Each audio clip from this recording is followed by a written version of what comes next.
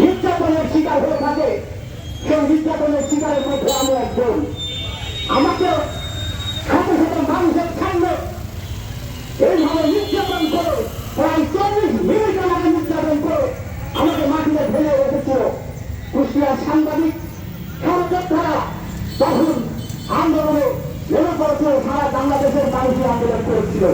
এখন পর্যন্ত সেই বিচারটি আমি সঠিকভাবে পাইনি।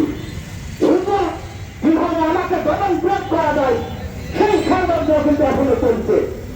একটা কথা মনে রাখবেন, টাকাবাজ, সন্ত্রাসীবাজ, দুর্নীতিবাজরা সাংবাদিককে হত্যা করে, সাংবাদিকের বিরুদ্ধে মামলা দিয়ে, সাংবাদিককে নির্যাতন করে কখনো তার লেখনী ভালো করে না।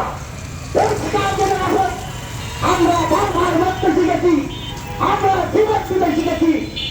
আমরা যখন এই সাংবাদিকতার পেশায় এসেছি, আমরা মৃত্যুকে ঠিক তখনই স্বীকার করে আমরা এসেছি। আমরা জানি দুর্নীতি মানুষের বিরুদ্ধে লিখতে গেলে আমাদের বিরুদ্ধে মামলা হবে, আমাদের যুদ্ধে অসামাজিক নির্যাতন হবে, আমাদের মায়ের বুক খালি হবে, আমাদের সন্তানরা দিন কান্নাকাটি করবে।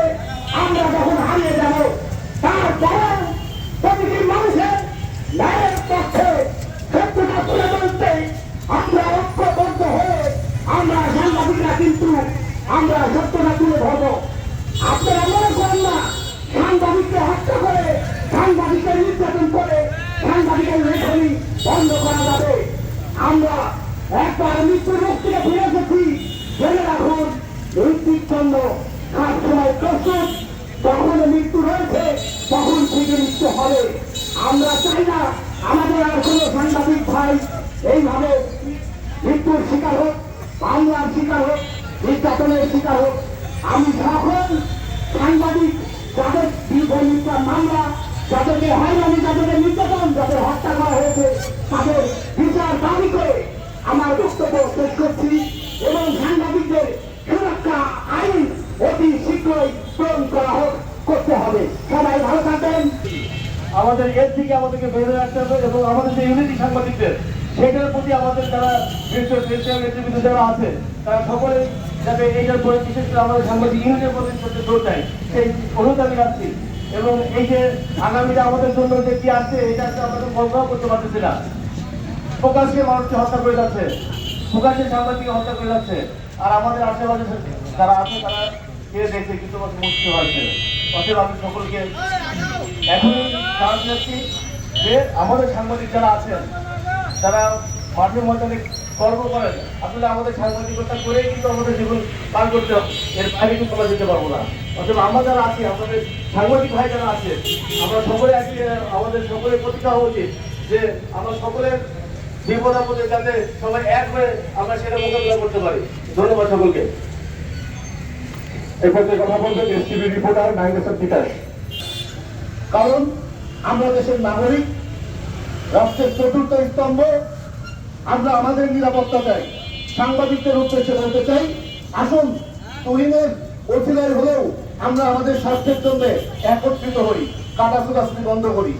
দেখবেন সাংবাদিক হত্যাকাণ্ড হলে বা সাংবাদিক নির্যাতিত হলে কোনো রাজনীতিবিদ, কোনো সমাজকর্মী বা কোনো সমাজসেবক পাশে এসে আমাদের দাঁড়ায় না। কারণ আমরা রাষ্ট্রের এমন একটি স্তম্ভ যেটা একাই দাঁড়িয়ে আছি। তাই বলবো, আজ আমাদের অধিকার আমাদেরকে আদায় করতে হবে।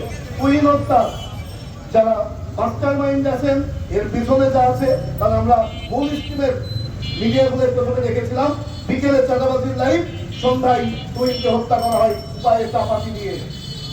পরে পুলিশ যেটা জানালো, নারী ঘটনা ঘটিত বিষয়ে ছবি তুলতে গিয়ে কুইনকে হত্যা করা হয়েছে।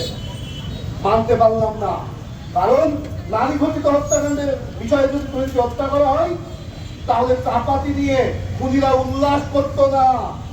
এর পিছনে অনেক ষড়যন্ত্র আছে, এর পিছনে সাংবাদিকদের টার্গেট করা হচ্ছে। একটা রাষ্ট্রে সাংবাদিকরা যদি ভালো না থাকে, সাংবাদিকরা যদি নির্যাতিত হয়, তাহলে সাধারণ মানুষ কি অবস্থায় আছে সেটা বলার কোনো বাহুল্য নেই। আজকের এই মানববন্ধন থেকে আমি বলতে চাই, আমার সহকর্মী, আমার বড় ভাই ছোট ভাই যারা আছেন, আসুন একত্রিত হই, নিজেদের ছোটখাটো বিভেদ ভুলে যাই, সবার পাশে সবাই দাঁড়াই। নইলে রাষ্ট্রের এই চতুর্থ স্তম্ভ তুহিনের মতো মুখ টুকরে বলে থাকবে। সর্বশেষ বলবো, বিচার চাই না, লজ্জা দিতে চাই না। আমরা আমাদের কাজের কর্মক্ষেত্রে নিরাপত্তা চাই।